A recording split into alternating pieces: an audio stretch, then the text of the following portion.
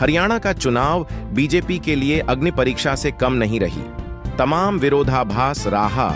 जिस तरीके से आपने देखा, कांग्रेस जो है वह चुनाव आयोग गई, सुप्रीम कोर्ट जाने की बात हुई और अब जो है याचिका भी दायर कर दी गई। क्या याचिका है, पूरा मामला क्या है, सब कुछ बताएंगे। उससे पहले आपको बता दें, हरियाणा में बीजेपी यूं तो आपसी कलक को पाट हुए सरकार बना ली।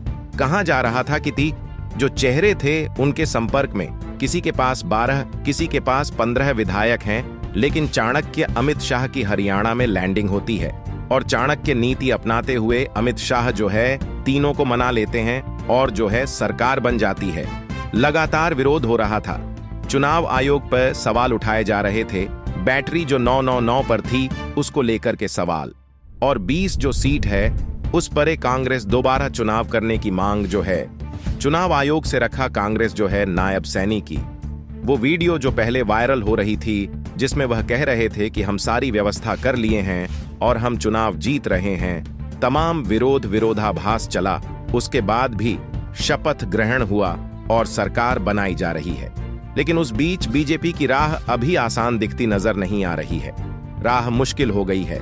जिस तरीके से यह आपको बता दें, सीजीआई रिटायर करने वाले हैं। सीजीआई ने कहा है कि एक बड़ा फैसला लेने वाले हैं। क्या बयान सीजीआई का आया है वो बताएंगे। उससे पहले आपको बता दें, सुप्रीम कोर्ट के वरिष्ठ वकील जो है इस मामले में कूदे हुए हैं। याचिका दायर हो गई है और जो है वो कहा जा रहा है कि 20 जो सीट है उस पर चुनाव रद्द कराए जाएंगे। अगर सोचिए, अगर चुनाव रद्द हो जाए 20 सीट पे तो सरकार धराम हो जाएगी, सरकार गिर जाएगी और 20 चुनाव पे फिर से चुनाव होगा। उस नतीजे क्या था उसके बाद डिसाइड किया जाएगा। अगर ऐसा हो जाता है जैसा सुप्रीम कोर्ट के वकील भानु प्रताप महमूद पचा धनंजय, कई वकील हैं, वकीलों की एक टीम है सुप्रीम कोर्ट की जो इस मामले को लेकर लगातार याचिका दायर कर रहे हैं, उनकी खारिज हो रही है। फिर वह सुप्रीम कोर्ट जा रहे हैं, धरना प्रदर्शन जंतर मंत्र पर कर रहे हैं। मामला थमा नहीं है कांग्रेस, हालांकि जो है चुप्पी साध ली है, लेकिन सुप्रीम कोर्ट के जो वकील है वो चुप्पी साधने वाले नहीं है क्या। कुछ मामला और चंद्रचूड़ ने रिटायरमेंट से पहले क्या बयान दिया है जिससे आशा की किरण जो है वो जाग गई है, वो भी आपको बताएंगे। सबसे पहले चंद्रचूड़ का बयान ही आप देख लें जिससे आशा की किरण जागती है। फिर आते हैं याचिका पे। देखिए, मेरा मन भविष्य और अतीत को लेकर चिंताओं से भरा हुआ। मैं खुद से सवाल पूछता हूं कि क्या मैंने वो सब किया जो मैंने किया था। इतिहास मेरे कार्यकाल को कैसे याद करेगा। चंद्रचूड़ रिटायर करने वाले हैं और चंद्रचूड़ ने अभी तक ऐसा कोई बड़ा फैसला नहीं लिया जिससे चंद्रचूड़ को याद किया जाए। तो चंद्रचूड़ चाहते हैं कि अपने सीजीआई रहते हुए वह ऐसा कोई फैसला ले जिससे उनको याद किया जाए। ऐसा कौन सा फैसला है जो चंद्रचूड़ अब तक नहीं ले पाए और किसके दबाव में नहीं ले पाए, ये सवाल उठते हैं। रिटायरमेंट से चंद्रचूड़ क्या करने वाले हैं यह भी देखना दिलचस्प होगा।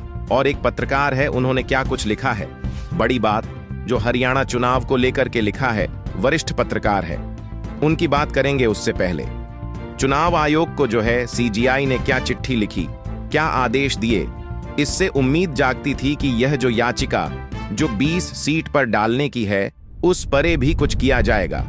पहले उस पर देख ले क्या मामला है। चुनाव रेबियो के खिलाफ याचिका पर सुप्रीम कोर्ट ने केंद्र और चुनाव आयोग को जारी किया नोटिस। मतलब सुप्रीम कोर्ट से थोड़ी उम्मीद अभी भी जगती है, क्योंकि सुप्रीम कोर्ट जो है वह सुप्रीम पावर है और सुप्रीम है।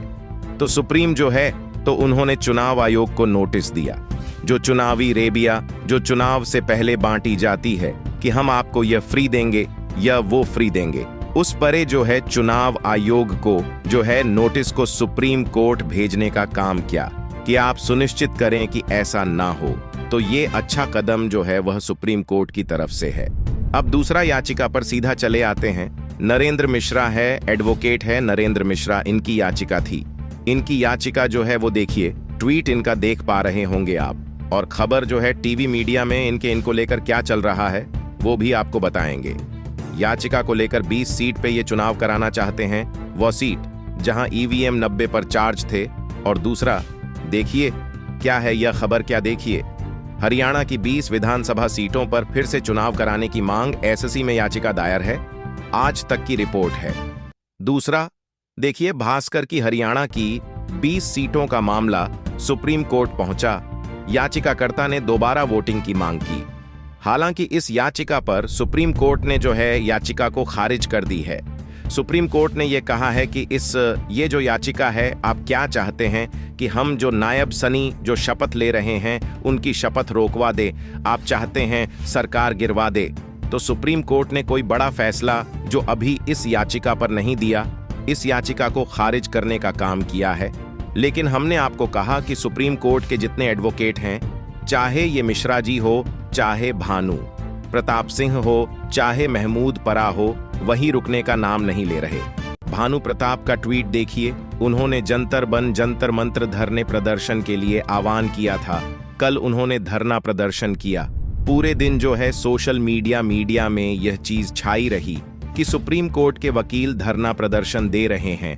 20 चुनाव 20 MLA जीते हुए हैं कांग्रेस के, बीजेपी को उसको रद्द करने की मांग कर रहे हैं, फिर से चुनाव की मांग कर रहे हैं। तो यह मांग सुप्रीम कोर्ट के वकील के द्वारा की जा रही है। अब देखिए पत्रकार क्या कह रहे हैं इस मामले पे, कैसे जो है वहां जो विधायक रद्द करने की बात जो की जा रही है, सरकार जो है पे जो सवाल उठ रहा है वो क्या है। देखिए कृष्णाकांत हैं, क्या लिख रहे हैं, क्या हरियाणा का पूरा चुनाव घोटाला है? जब विधानसभा भंग की जाती है, या तो राष्ट्रपति शासन लागू होता है या कार्यवाहक मुख्यमंत्री बनाया जाता है। हरियाणा में ऐसा कुछ नहीं हुआ। कोई नोटिफिकेशन पब्लिक डोमेन में नहीं आया, ना मीडिया इसके बारे में कुछ मालूम है। हरियाणा की जनता को यह नहीं बताया गया कि चुनाव के दौरान राज्य के संवैधानिक स्थिति क्या है, क्या नायब सिंह सैनी बतौर मुख्यमंत्री काम कर रहे हैं और राज्य की मशीनरी का इस्तेमाल कर रहे हैं। इंदिरा गांधी का चुनाव सिर्फ इसलिए रद्द हुआ था क्योंकि उनके सेक्रेटरी के कार का इस्तेमाल किया था। क्या हरियाणा में सीएम ने चुनाव में राज मशीनरी का इस्तेमाल किया? तो इनका यह सवाल है कि चुनाव के वक्त भी जो है नायाब सैनी सीएम रहे, क्योंकि कोई मीडिया में इस तरह की चीजें नहीं चली कि वह कार्यवाहक सीएम है या फिर वह जो है वहां राष्ट्रपति शासन लागू हुआ, इस तरह की कोई खबर नहीं आई।